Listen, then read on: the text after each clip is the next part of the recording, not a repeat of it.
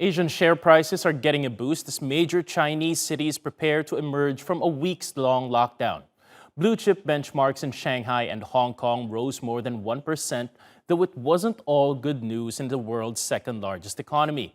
Data for the month of May showed factory output continued to shrink as those COVID restrictions kept workers at home and paralyzed supply lines.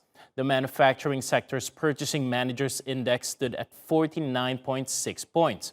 Now, any score below 50 means a contraction. But the number was a 2-point improvement from the previous month, a sign that local businesses are on track for a quick recovery.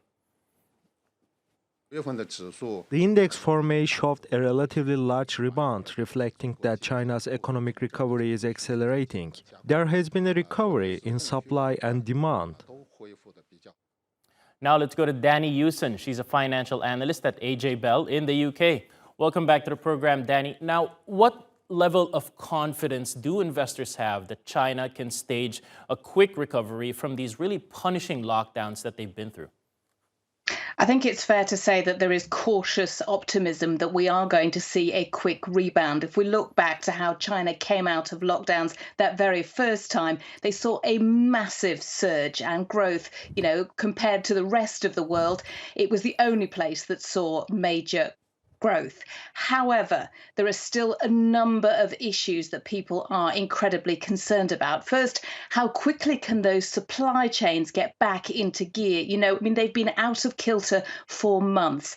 And second, of course, with this surge in demand in China, the extra stimulus packages, how is that going to impact global inflation, particularly when it comes to the energy price?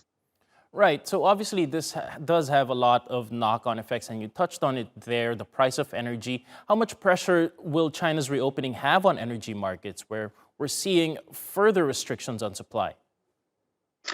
Yeah, we obviously saw what happened in Europe overnight with the decision to cut the use by around 90% by the end of the year. And we're seeing oil prices rising significantly today.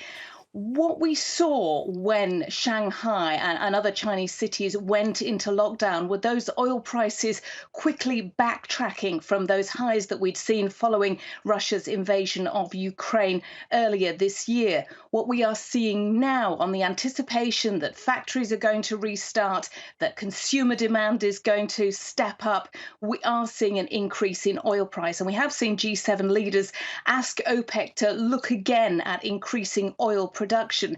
There are lots of analysts anticipating that this surge in demand, coupled with renewed restrictions on who and where Russian oil is going to be used, could actually eventually see the oil price creep up as high as maybe $150, even $185 a barrel. So there is a lot of concern about what this is going to mean in the medium term. $185 a barrel, frightening. And that OPEC meeting, of course, coming later this week. Danni Hewson, thank you for joining us in the UK. Thanks.